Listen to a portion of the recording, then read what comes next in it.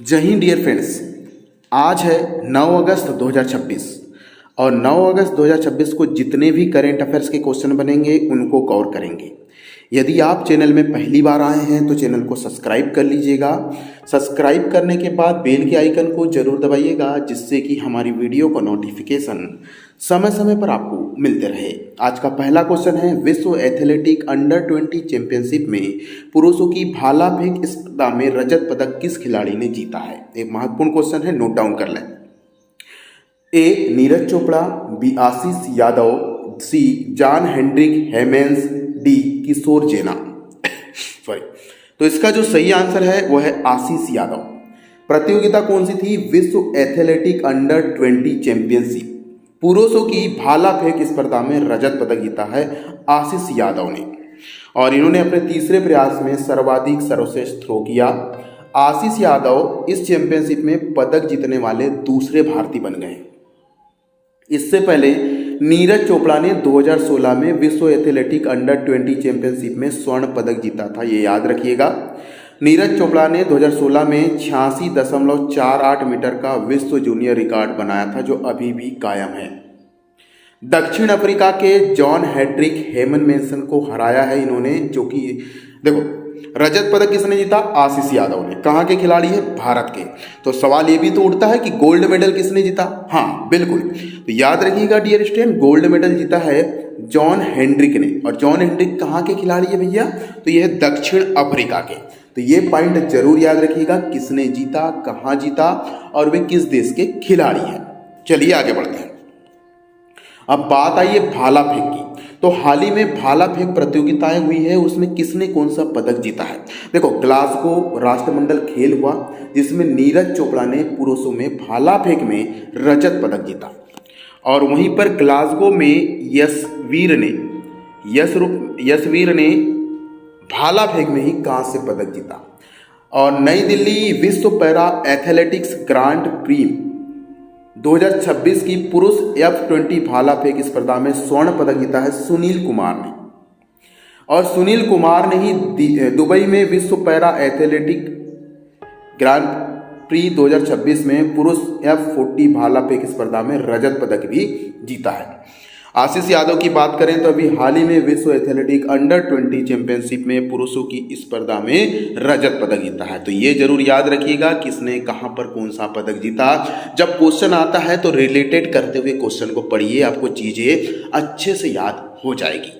चलिए अगला क्वेश्चन है, राष्ट्रीय ई गवर्नेंस प्रभाव ने किस संगठन के साथ साझेदारी में AAIRI सत्यापन डिजिटल प्लेटफॉर्म शुरू किया है? ए यूनेस्को, बी ऑस्ट्रेलियन शिक्षा प्रतिनिधियों का संघ, सी विश्वविद्यालय अनुदान आयोग, डी ऑस्ट्रेलियन राष्ट्रीय विश्वविद्यालय। तो डियर स्टूडेंट, इसका जो सही आंसर है वो बी ऑस्ट्रेलियाई शिक्षा प्रतिनिधियों का संघ। AAERI सत्यापन प्लेटफॉर्म राष्ट्रीय ई गवर्नेंस प्रभाव ने AAERI के साथ समझौदारी की है, ठीक है। और ये सूचना प्रौद्योगिकी मंत्रालय के अधीन कार्य करता है। इसका जो मुख्य उद्देश्य ये है, ऑस्ट्रेलियाई विश्वविद्यालय में आवेदन करने वाले भारतीय की शैक्षणिक पहचान और वित्तीय दस्तावेज को सुरक्षित रखना, ठीक। अब बात आई है ऑस्ट्रेलिया की। तो ऑस्ट्रेलिया के प्रधानमंत्री है एंथनी एल्बनीज, और यहाँ के राष्ट्र अध्यक्ष, राष्ट्रपति यहाँ कोई नहीं होता, यहाँ पर किंग होते हैं, राजा होते हैं। तो ऑस्ट्रेलिया के राजा है किंग चार्ल्स तृतीय, राष्ट्र अध्यक्छ है। अगर मुद्रा की बात करें तो ऑस्ट्रेलिया की मुद्रा है ऑस्ट्रेलियन डॉलर। और पड़ोसी सीमा से लगे प्रमुख देशों की बात करें तो देखो, डायरेक्ट तो कोई से देश नहीं लगा है, लेकिन इंडोनेशिया इसमें पास में है। देखो इंडोनेशिया, उसके किनारे में ऑस्ट्रेलिया है। पापुआ न्यू गिनी आपको यहाँ दिख सकता है, ठीक है। न्यूजीलैंड यहीं पर है। तो इस प्रकार से ऑस्ट्रेलिया के पड़ोसी देश आपको मैंने बता दिया, लेकिन डायरेक्ट ये स्थल सीमा से नहीं जुड़े हैं, समुद्र से पास में स्थित है, ठीक है। चलिए अगला महत्वपूर्ण क्वेश्चन, डबल IMP क्वेश्चन कर दीजिए, ये इंपॉर्टेंट क्वेश्चन है और एग्जाम में पूछा जाएगा। इंडिया मेडिकल डिवाइस कॉन्फ्रेंस 2026 में CO गोलमेज सम्मेलन की अध्यक्षता किसने की हमारे देश की ओर से? ए मनसुख मांडवी, बी जगत प्रकाश नड्डा जी, सी धर्मेंद्र प्रधान, डी पीयूष गोयल। तो सीईओ गोलमेज सम्मेलन की अध्यक्षता किया है, ये हैं जगत प्रकाश नड्डा। केंद्रीय स्वास्थ्य परिवार कल्याण मंत्री हैं हमारे जगत प्रकाश नड्डा ने, और यह गोलमेज सम्मेलन हुआ था कहाँ पर? नई दिल्ली में। इसकी अध्यक्षता की थी हमारे स्वास्थ्य मंत्री ने। ठीक है, चलिए अगला क्वेश्चन, हाल ही में तेंदोंग लो रुंगफात पर्व मुख्य रूप से किस समुदाय से संबंधित है? ए फूटिया समुदाय, बी लेपचा समुदाय, सी लिंबू समुदाय, डी तामांग समुदाय। तो तेंदो लो रुंगफात जो मुख्य पर्व मनाया गया हाल ही में, यह समुदाय था लेपचा समुदाय। और लेपचा समुदाय कहाँ मुख्य रूप से निवास करता है भैया? तो ये सिक्किम के लेपचा समुदाय का प्राचीन पर्व है। कहाँ का? सिक्किम का। और यह पर्व मात्र प्रकृति की आराधना और पर्यावरण संरक्षण के लिए मनाया जाता है। लेपचा समुदाय के अनुसार विनाशकारी बाढ़ के दौरान उनके पूर्वजों ने तेंदोंग पहाड़ी पर शरण लेकर जीवन बचाया था। तेंदोंग पहाड़ी दक्षिण सिक्किम की नामची में स्थित एक पवित्र स्थल है। 8 अगस्त 2026 को सिक्किम के राज्यपाल ओम प्रकाश माथुर और मुख्यमंत्री हैं यहाँ के प्रेम सिंह तमांग, ये दोनों ने वहाँ पर पूजा की। ठीक है, चलिए प्रसिद्ध पर्व की बात आई है तो राज्यों के प्रसिद्ध पर्व देख लेते हैं। जैसे 16 जुलाई को रथ यात्रा निकाली गई उड़ीसा से, और हरेला जो पर्व है उत्तराखंड में मनाया गया। फ्लांग तेस्तुप लद्दाख में मनाया गया। बोनालू पर्व तेलंगाना में मनाया गया। बेहदीन खलाम पर्व हम मेघालय में मनाते हैं। खर्ची पूजा त्रिपुरा का प्रमुख पर्व है, जिसमें 14 देवताओं की पूजा की जाती है। मिंजर मेला हिमाचल प्रदेश में लगता है और अच्छी फसल के लिए लगाया जाता है। आदि पेरुक्कू नामक जो पर्व है वह तमिलनाडु का पर्व है, जो कि जल स्रोतों के सम्मान में, नदियों के सम्मान में मनाया जाता है। और तेंगदोंग लो रुंगफात सिक्किम में मनाया जाने वाला पर्व है। ये महत्वपूर्ण पर्व है, जरूर याद रखिएगा। चलिए आगे बढ़ते हैं। अगला क्वेश्चन है, हाल ही में भारत ने गैर जीवाश्म ईंधन आधारित बिजली उत्पादन क्षमता में कौन सा महत्वपूर्ण आंकड़ा पार कर लिया है? ए 200 गीगावाट, बी 250 गीगावाट, सी 300 गीगावाट, डी 350 गीगावाट। तो याद रखिएगा, गैर जीवाश्म ईंधन जो कि धरती से नहीं निकाला जाता, जो कि किसी कोयले से नहीं निकाला जाता, धरती के केमिकल से नहीं बनता, ये सिर्फ और सिर्फ बनता है पानी से, जल से या फिर सौर ऊर्जा से।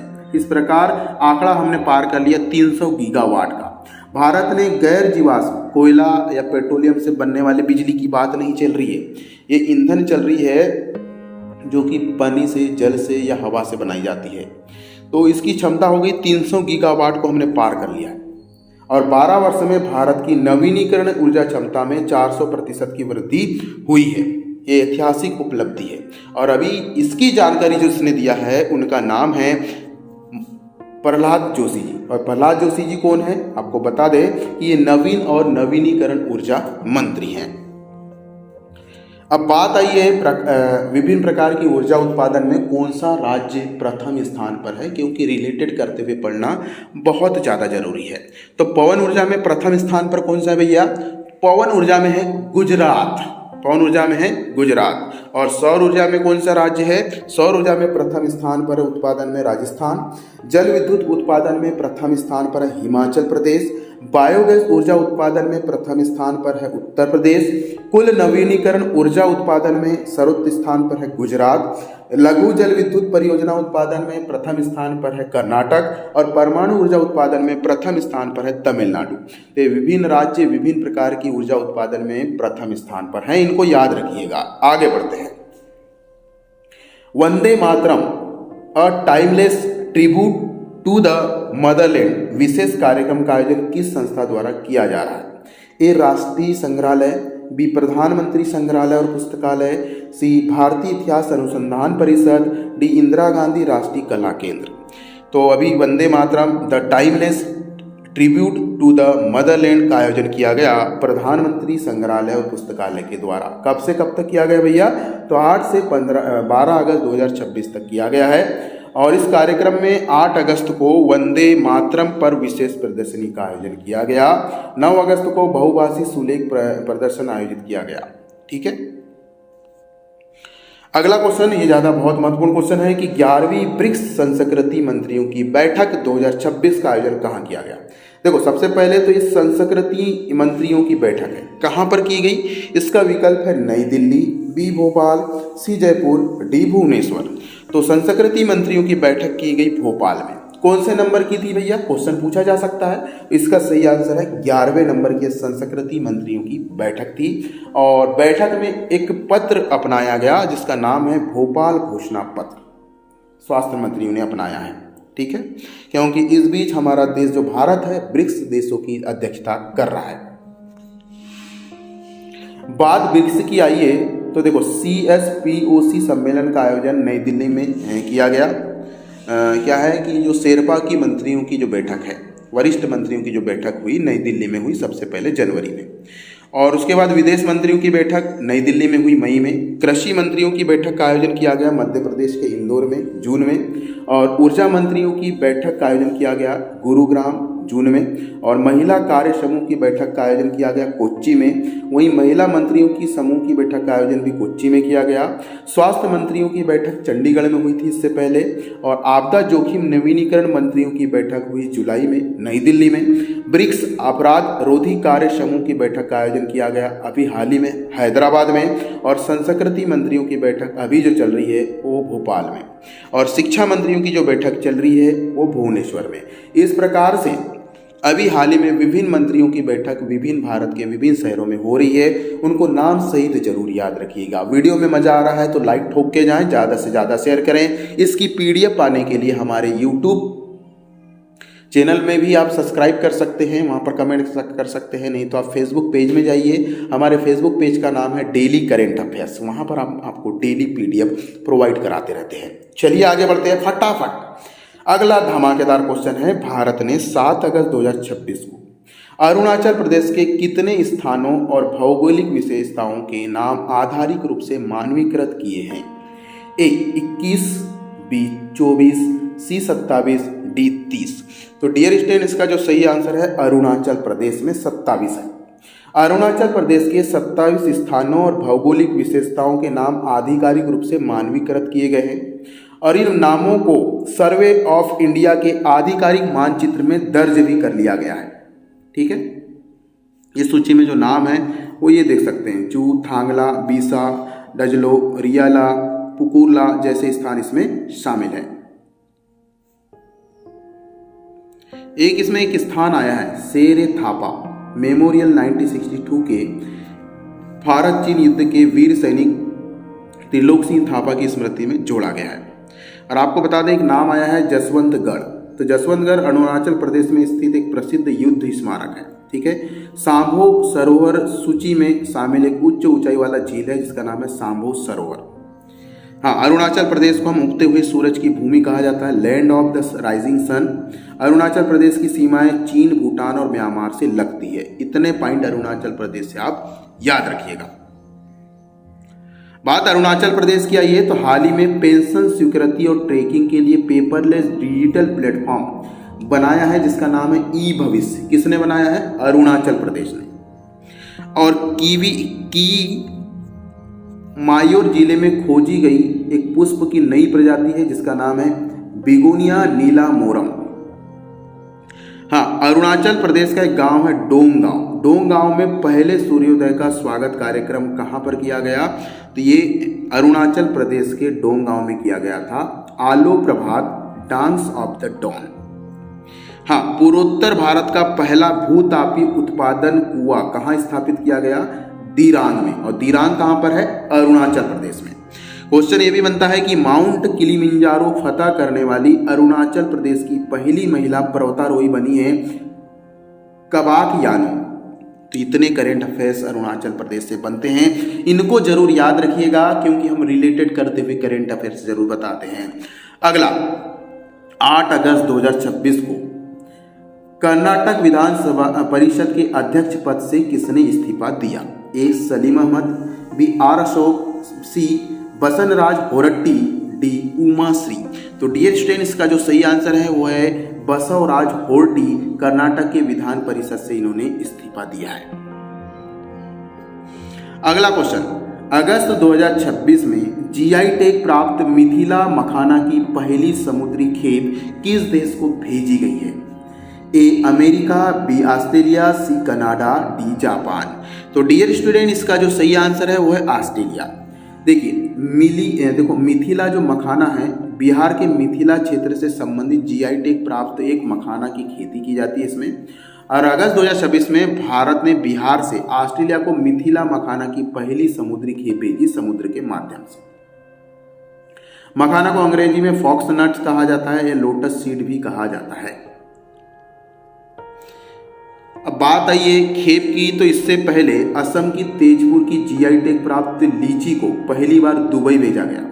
वहीं पर झारखंड की आम्रपाली आम की पहली सिमडेगा की आम्रपाली आम की पहली बार लंदन भेजी गई। और उत्तराखंड की एक लीची पहली बार इटली को निर्यात की गई 8 जून को। और जम्मू कश्मीर सोपियां पुलवामा के एरोको चेरी और सेंट रोज प्लम को पहली बार आबू धाबी भेजा गया। तो देश का नाम किस देश में भेजा है, कौन सी वस्तु भेजा गया है, कहां से भेजा गया है, कब भेजा गया है, ये जरूर याद रखिएगा। अगला क्वेश्चन, 12वीं ब्रिक्स व्यापार मंत्रियों की बैठक 7 अगस्त 2026 को कहां आयोजित हुई? ठीक है, ए नई दिल्ली, बी जयपुर, सी मुंबई, डी भुवनेश्वर। तो डियर स्टूडेंट, इसका जो सही आंसर है वो जयपुर है। 16वीं, ये देखिए ब्रिक्स व्यापार मंत्रियों की कौन से नंबर की बैठक है भैया? तो 16वें नंबर की बैठक है। कहां पर आयोजित हुई?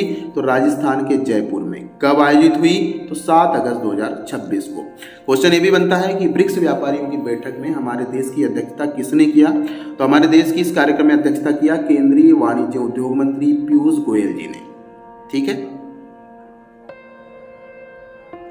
आज के करेंट अफेयर्स की क्लास यहीं पर समाप्त करते हैं। आशा आपको वीडियो पसंद आया होगा। इस वीडियो को ज़्यादा से ज़्यादा शेयर करें। जय हिंद। हाँ, कल के करेंट अफेयर्स का रिवीजन कर लेते हैं। कल के करेंट अफेयर्स का पहला क्वेश्चन था, हाल ही में Saint Louis rapid and blitz शतरंज टूर्नामेंट का खिताब किस भारतीय ग्रैंड मास्टर ने जीता? सही उत्तर है आर प्रज्ञानयन। इसका अगला क्वेश्चन था, भारत की अध्यक्षता में 10वां ब्रिक्स उद्योग मंत्रियों की सम्मेलन हाल ही में कहाँ आयोजित किया गया? तो ब्रिक्स उद्योग मंत्रियों की बैठक जयपुर में हुई। हाल ही में मुख्यमंत्री यार्न बैंक का आयोजन का शुभारंभ किस राज्य में किया गया? उत्तर है नागालैंड।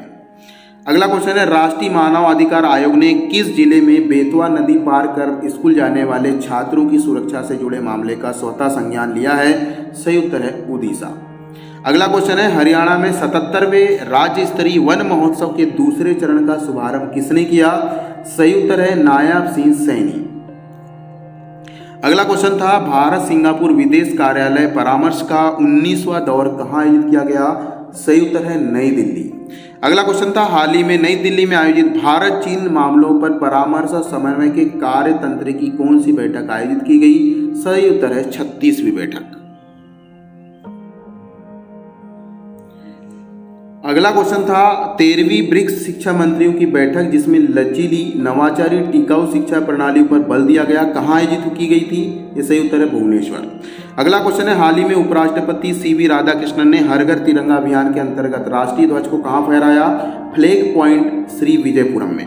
अगला क्वेश्चन है, हाल ही में भारतीय साइबर अपराध समन्वय केंद्र ने कॉर्पोरेट जगत और वित्तीय पेशेवर को किस साइबर धोखाधड़ी से प्रतिमा आगाह किया है?